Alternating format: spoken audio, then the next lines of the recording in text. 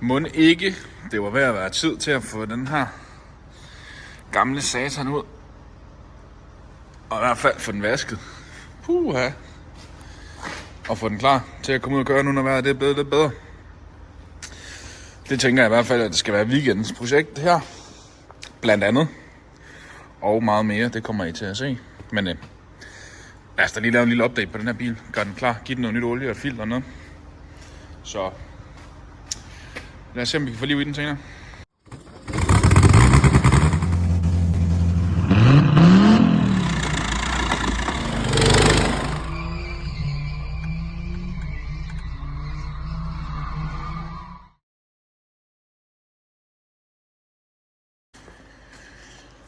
Ja. Den har lidt problemer med strømmen, den her gamle spand, må vi jo bare kende. Jeg har et ekstra batteri her, men jeg tror ikke, det er nok. Kan vi prøve at se. Og ellers så må vi jo finde. Den gode gamle bil at sætte på.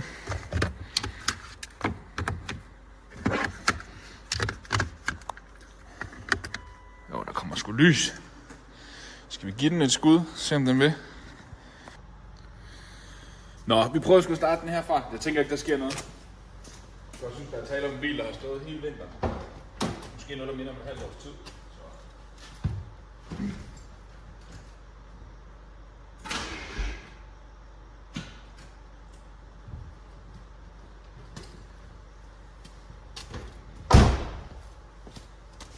Vi sætter lige noget mere strøm til.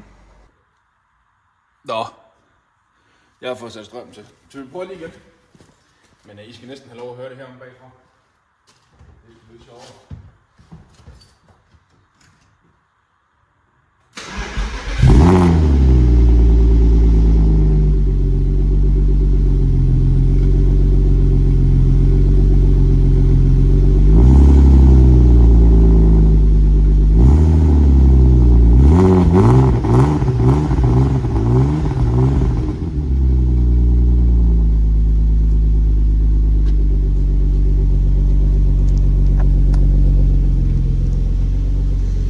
Der skulle lige den gamle dame. Trænger hun virkelig til en vask?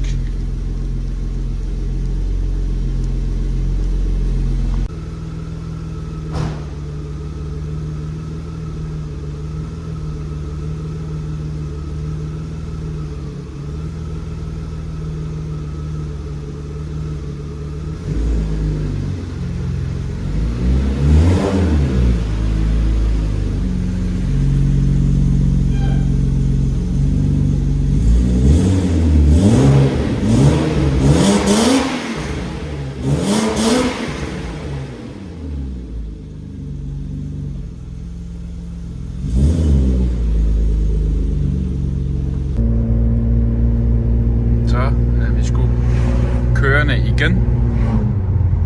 Det er sgu herligt. Det er længe siden, den har været ude at køre.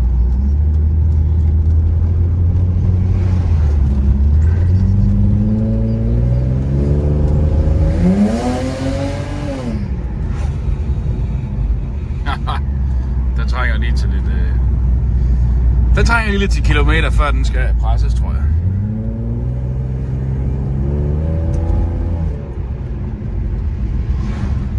Altså, hvilken herlig sommerbil.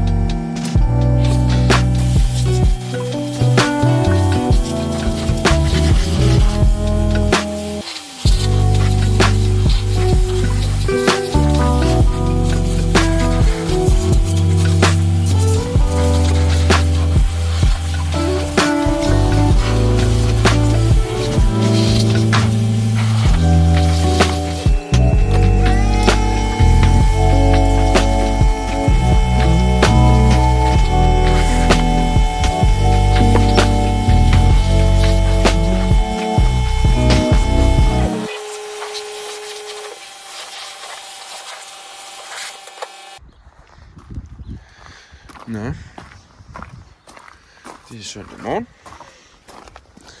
Og jeg synes, vi skulle tage til et biltræf / swap meet.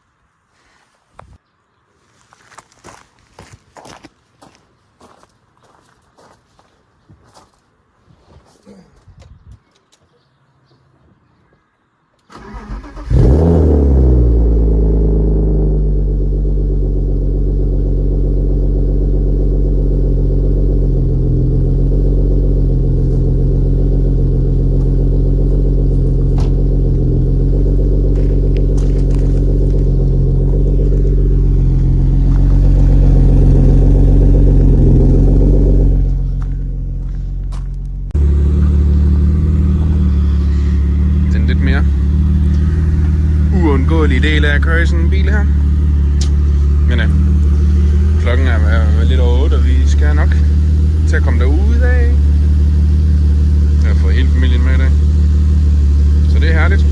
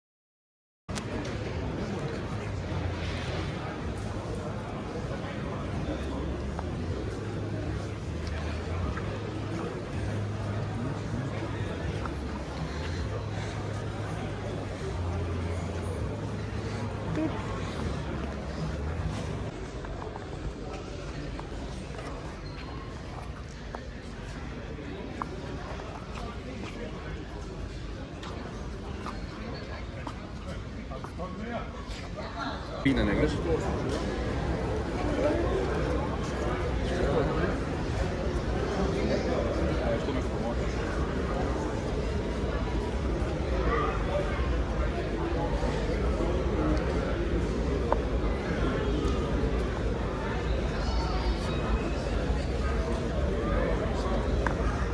er du god til, skat. Hold da op.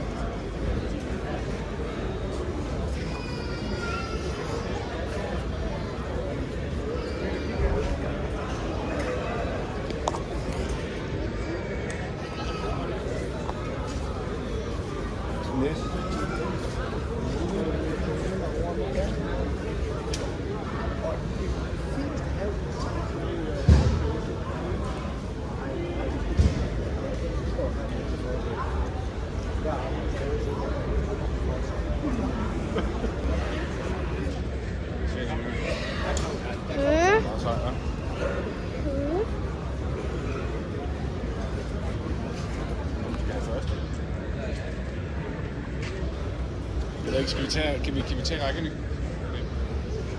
Det er bare i stedet for...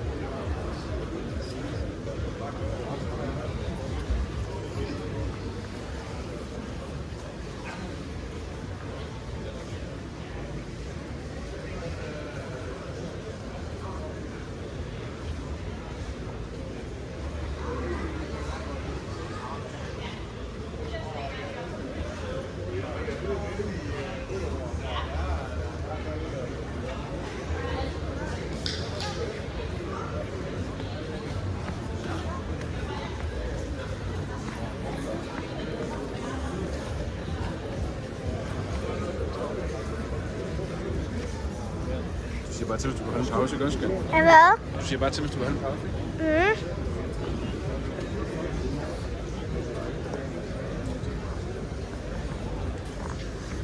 Se det.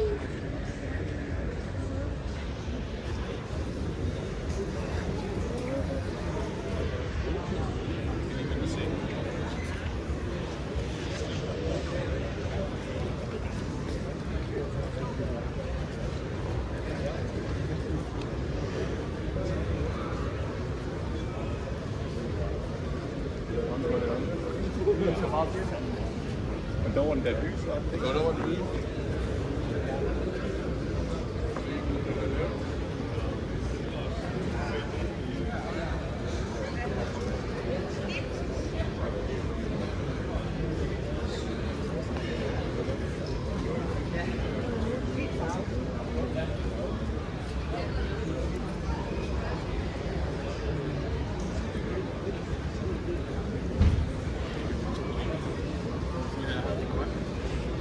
Sammen der.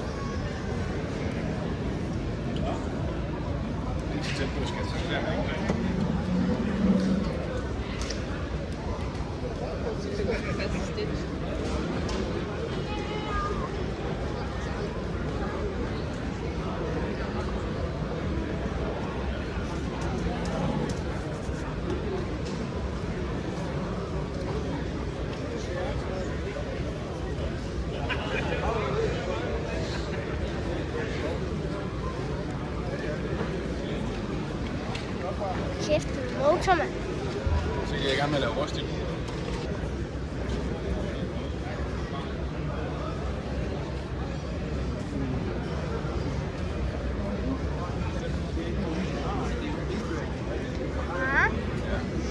Skal vi ikke gå den der vej? Jo, vi går den vej nu.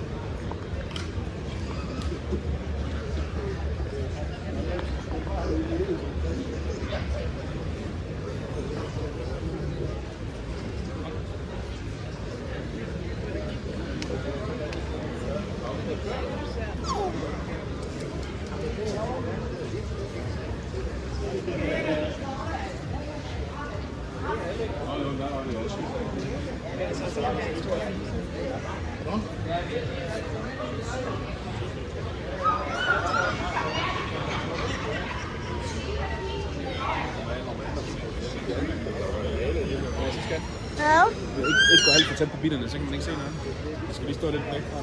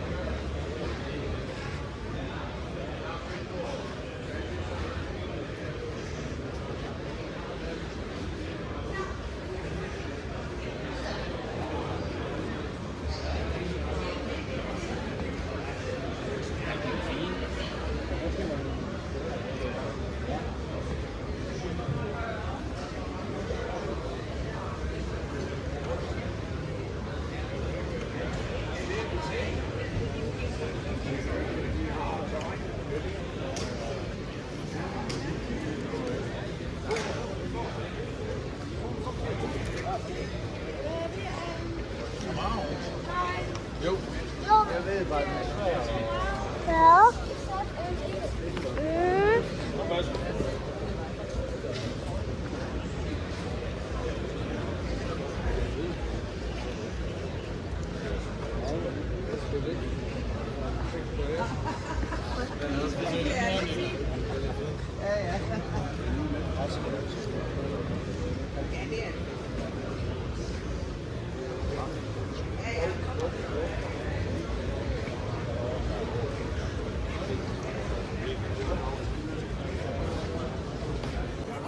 Ja, den er i gang.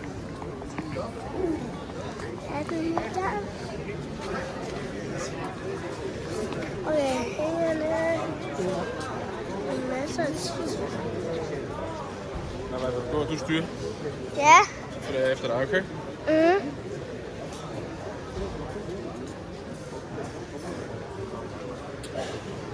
Okay, lige ind. Er det der den der bil, der kører med skatte? Ja, ikke skattekister. Det er kister til døde mennesker.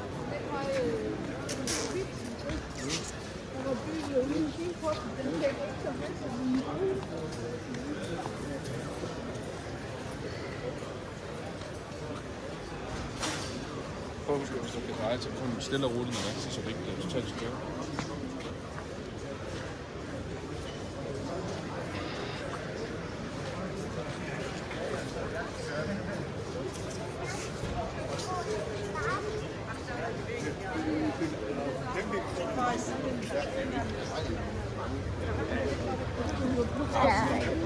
Ja.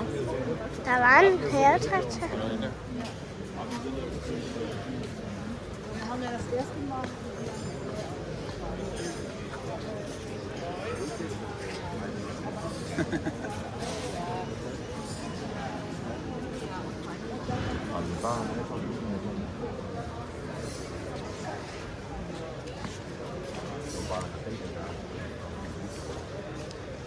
også okay, hvis du ikke gider, skal jeg tænke på sangen. Jeg vil godt finde.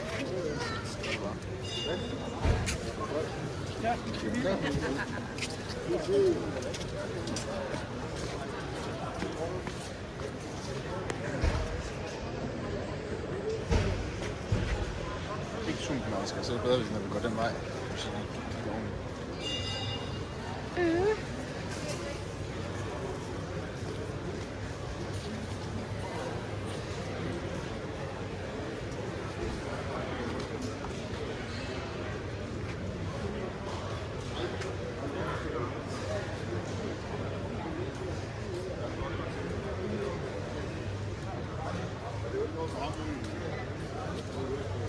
Der er ikke en ende for.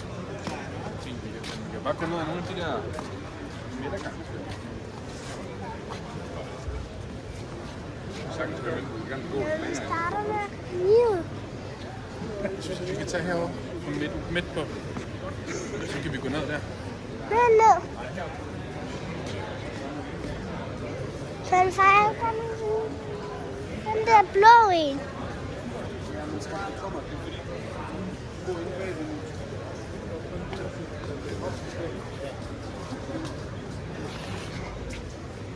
Mads. 1,8. Hvad? 1,8. Den 2,8.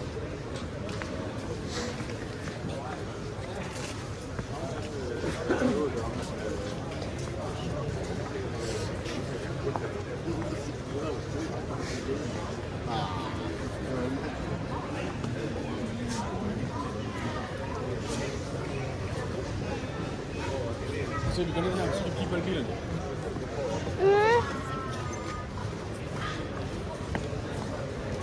Så kan vi lægge det der væk bagefter. Hvorfor? Fordi så har vi kun med bilen.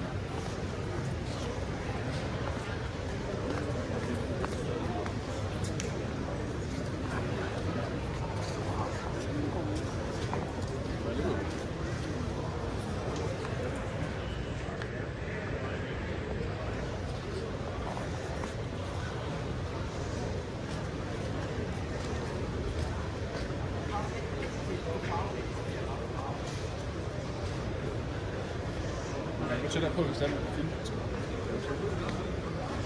Bare gå.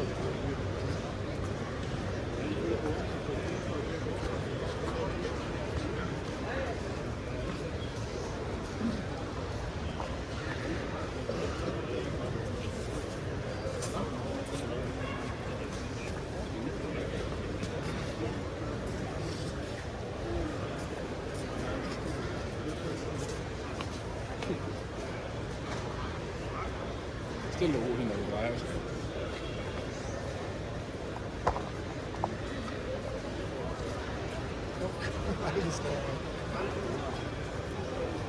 Det er et spørgsmål om, hvad hans helbred på bagsiden er, for det kan være noget.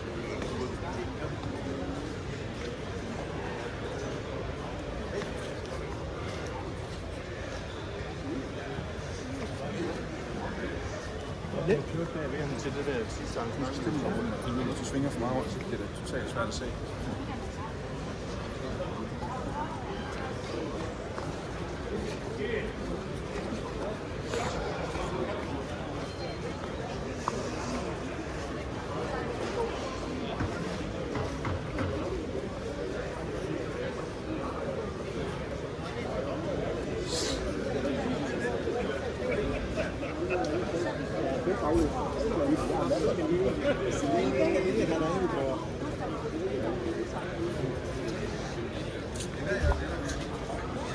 Kan man gå ind der egentlig? Det kan man nok ikke.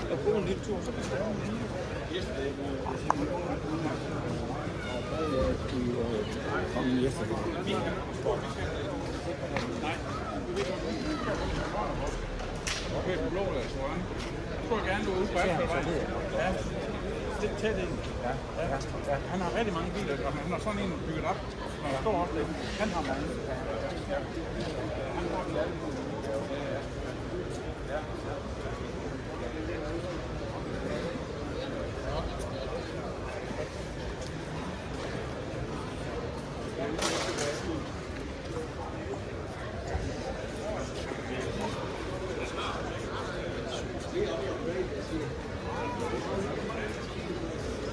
færdig med at filme, skat? Jeg har ikke filmet alle bilerne. Nå, der er mange. Der er rigtig mange. Jamen, kan du så godt filme resten af biler? Skal jeg filme nogen? Kan jeg godt. Så skal jeg filme dig. Skal du gå ind og kigge på dem? Den er en Cadillac. Kom ud. Vi går ud på gangen, så vi går ud på stien, ikke også?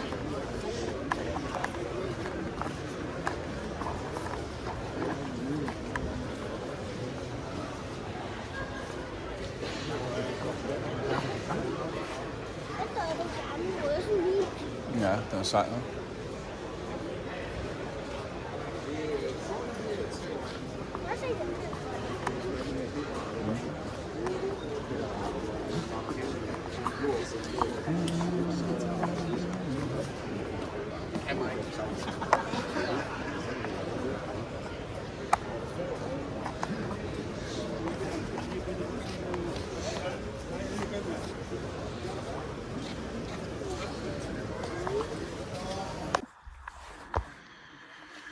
Jamen, vi har jo været på Stumpemarkedet, som jeg allerede højst sandsynligt har set. Og vi fandt et ting at sige. Noget, som jeg aldrig troede, jeg faktisk kunne finde. Som jeg egentlig står manglede. Hvis nogen af jer har set videoen af, hvad jeg ejer, er i besiddelse af, kald det hvad du vil I se, at inde i en af garagerne står der en Fiat 128 familiær, som har blandt andet en dårlig baglygte. Og tilfældigt i en kasse finder de her 3. Så det er herligt.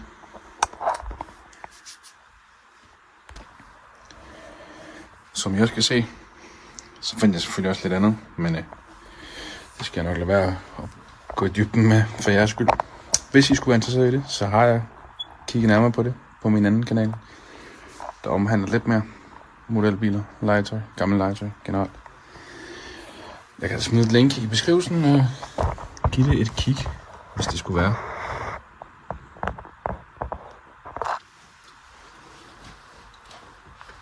Ellers så siger jeg bare tak for, at I har set med.